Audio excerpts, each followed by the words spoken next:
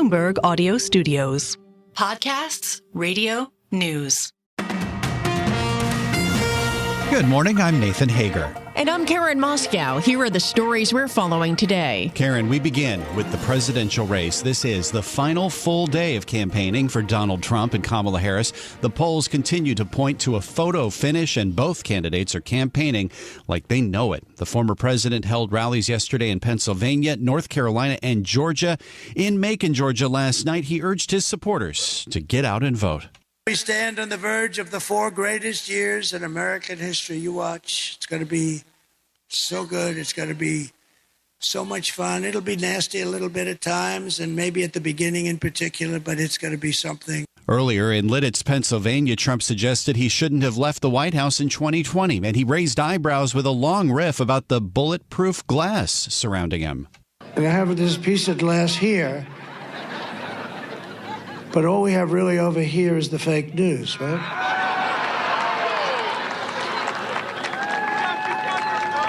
And to get me, somebody would have to shoot through the fake news. And I don't mind that so much.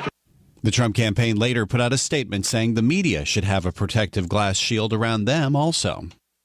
Meanwhile, Nathan, Kamala Harris is putting her focus on black voters in the final stretch. The vice president visited the Greater Emmanuel Institutional Church of God in Detroit before visiting a couple of black-owned businesses in the area. Church, in just 2 days, we have the power to decide the fate of our nation for generations to come. Kamala Harris also revealed that she submitted an absentee ballot to her home state of California, but she declined to say how she voted on a ballot measure that would put harsher penalties on repeat drug or theft offenders. I am not going to talk about the vote on that because, honestly, it's the Sunday before the election, and I don't intend to create an endorsement one way or another around it.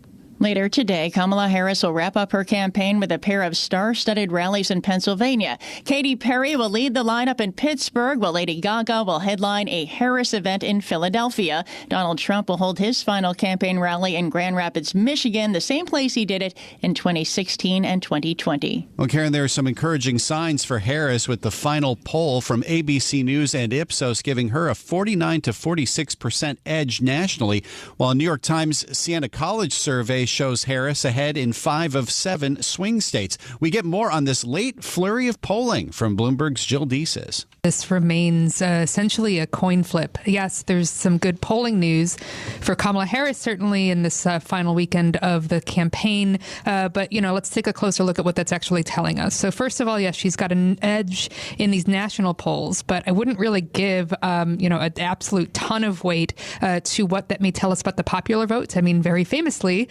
Democrats have won the popular vote in the past, but lost that crucial electoral college vote, obviously including in 2016, where that happened with Hillary Clinton and Donald Trump. So really, it's important to look at those critical battleground states. And Bloomberg's Jill Deeses also says a poll from the Des Moines Register shows Harris with a 47 to 44% lead in Iowa. That's a state Trump has won in each of his prior elections. Well, as Harris and Trump make their final case to voters, Nathan, the finance industry is gaming out the implications of a historically close race that could dramatically swing policy. We get more from Bloomberg's markets reporter Valerie Teitel in London. JP Morgan said that they plan to increase staffing in Europe and Asia to handle the big surge in overnight volume they could see from clients, to handle that volatility. Goldman even said that they plan on having its sales and trading teams on site in New York well into the night. Other banks are preparing staff to log in from home if they need to. And even one major investment bank said they're halting all technology updates this week because they don't want any glitches when it comes to their trading systems during those crucial trading hours. And then we've even heard colloquially from hedge fund managers here in London saying they're flying to the U.S. this week to trade it. They want to be closer to the ground, closer to their strategists and economists in the U.S. And Bloomberg's Valerie Teitel reports some traders say it's more important to know what happens in Congress than who wins the presidency. A divided legislature often translates to calmer markets because it limits the potential for big policy changes. And meanwhile, Karen, Judy Dimon, a prominent political donor and the wife of J.P. Morgan Chase CEO Jamie Dimon, canvassed voters in Michigan over the weekend in support of Kamala Harris's presidential bid. The chief executive officer of the biggest U.S. bank has declined to endorse either candidate publicly, pledging that he would work with whoever's elected. Axios says that Judy Dimon, who is a longtime donor to Democratic candidates and an education advocate, has donated $250,000 to Harris and the Democratic National Committee. Well, Nathan, as some polls show a shift to Harris, we're seeing some immediate reaction in the markets, and we get the latest with Bloomberg's John Tucker. John, what are you looking at? Yeah, Karen, the so-called Trump trade unwinding to a degree. That favored higher Treasury yields and a stronger dollar. The dollar gauge and the 10-year Treasuries both had reached their highest since July in recent weeks. Investors ramped up wagers on a second term for Trump.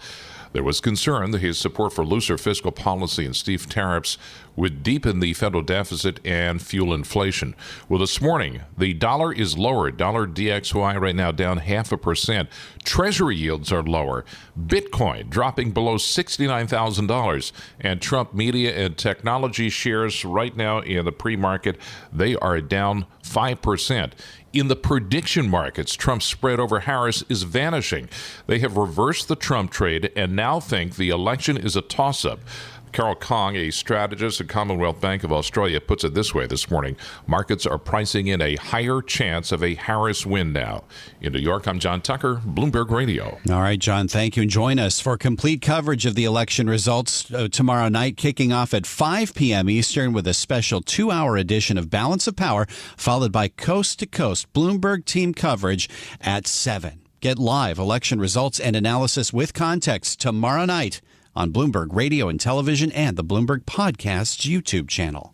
Well, Nathan, we're also watching oil. It's on the rise this morning as tensions escalate again in the Middle East. The Wall Street Journal is reporting Iran is planning a counterattack on Israel involving more powerful warheads and other weapons. West Texas Intermediate up 2.9%, up $1.99 at $71.48 a barrel. Brent is also moving higher. It's up more than 2.5% at $75.03. Time now for a look at some of the other stories making news in New York and around the world. And for that, we're joined by Bloomberg's Michael Barr. Michael, good morning. Good morning, Karen. The music world has lost a titan, Quincy Jones. Jones's legacy ranged from producing Michael Jackson's historic Thriller album to writing prize-winning film and TV scores. He also collaborated with Frank Sinatra, Ray Charles, and hundreds of other recording artists. Jones won 28 Grammys during his career. Quincy Jones died at his home in Los Angeles at age 91. More than 2/3 of Americans say they feel stressed out or frustrated about tomorrow's presidential election. Psychiatrist Sue Varma says people should tread carefully and be very intentional if they plan to discuss the election. What is the point of my conversation? Am I trying to change their mind? Am I capable of changing their mind? How does that affect the outcome? And what do I want? Do I want to preserve a relationship with this person? And if that's the case, how do I back off? Psychiatrist Sue Varma also says limit the conversations about really heated topics that some people are never going to see eye to eye. A crowd of enraged flood survivors pelted the Spanish royal couple with mud and rocks during their first visit to the center of the nation's deadliest natural disaster in living memory. Officials rushed Prime Minister Pedro Sanchez from the scene soon after his contingent started to walk the mud-covered streets. Police had to step in, with some officers on horseback keeping back several dozen people. At least 217 people have died from the storms. Oklahoma Governor Kevin Stitt declared an emergency for 6 counties affected by multiple tornadoes. About 100 homes have been damaged statewide, and around 30,000 households have no power. Governor Stitt said that they are making sure polling stations are set up for tomorrow's voting. Tuesday for the polling stations, we're prioritizing making sure those are all up. We'll advise the public if there's any issue there with the polling stations and kind of reroute people if we need to, if that comes. Governor Stitt also warned residents to look out for more dangerous weather. Finally, SpaceX is about to launch a cargo ship to the International Space Station from the Kennedy Space Center, and one of the experiments it carries is an unusual satellite. It's made of wood. The 4-inch cube made of magnolia was built by researchers at Kyoto University and a Japanese logging company. It could mean more environmentally friendly satellites since wood burns up in the atmosphere when the orbit decays. Global news 24 hours a day and whenever you want it with Bloomberg News Now. I'm Michael Barr, and this is Bloomberg. Karen. All right, Michael Barr, thank you.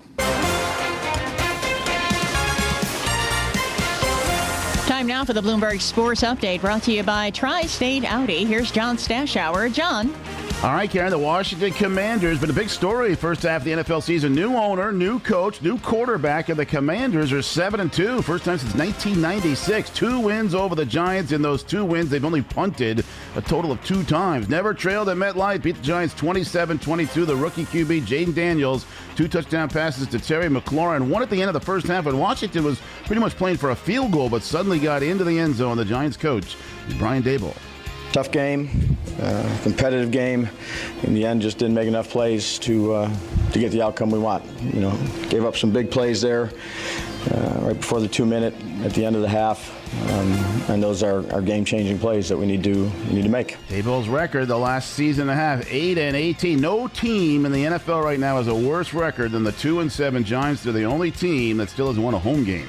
Game of the day was in Buffalo. Bills and Dolphins, 4 lead changes, looking like overtime until Buffalo lined up for a last-second field goal. Snap by Ferguson, hold by Martin, kick by Bass is long enough, and it is good! Bobs away for Tyler Bass, who bombs it from 61!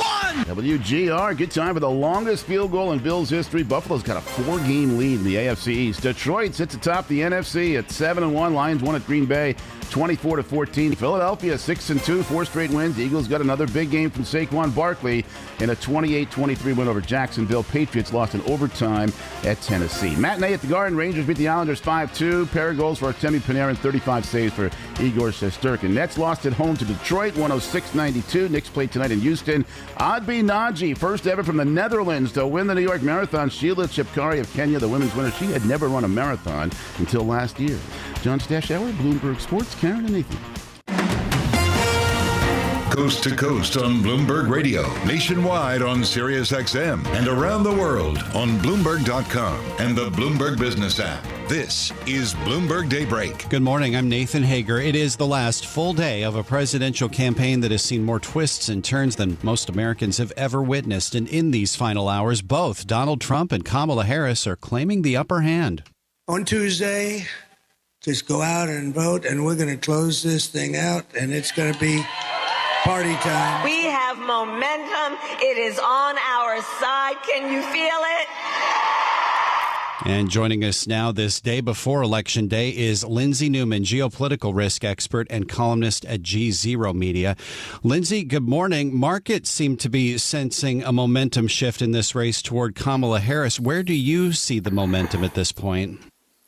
Thanks, Nathan. It's really interesting. So if you look at the polling data, it would suggest that the momentum shift is moving actually towards Donald Trump, right? He has now erased her lead in aggregate national polling that she held essentially since stepping into the race in July.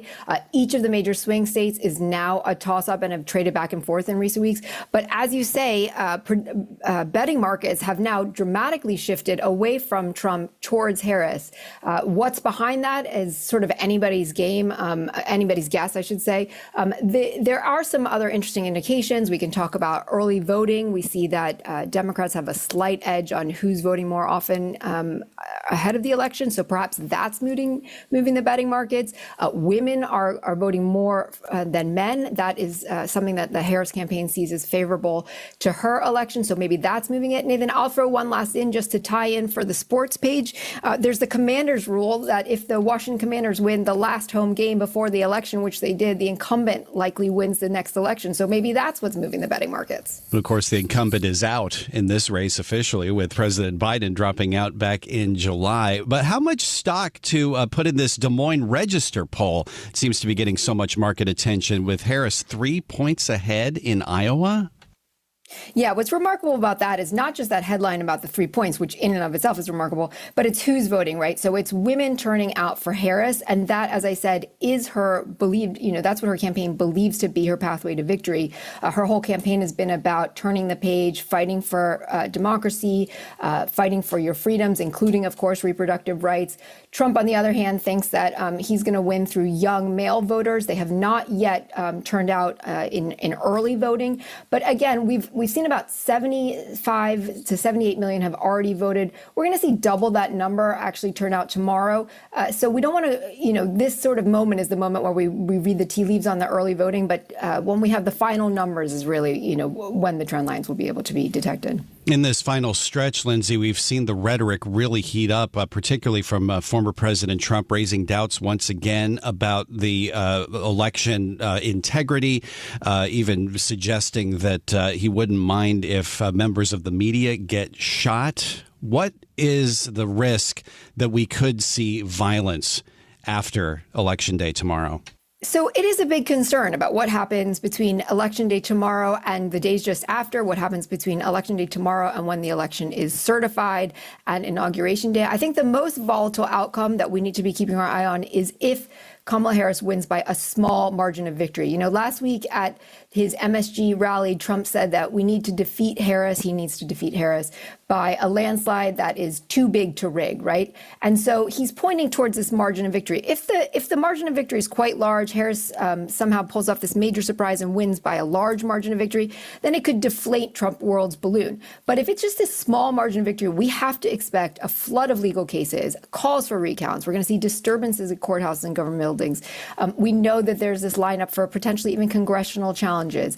And this is a hyperpolarized moment, Nathan. You know this. We know this. Yeah. We all know this. Absolutely. And so political violence cannot be ruled out.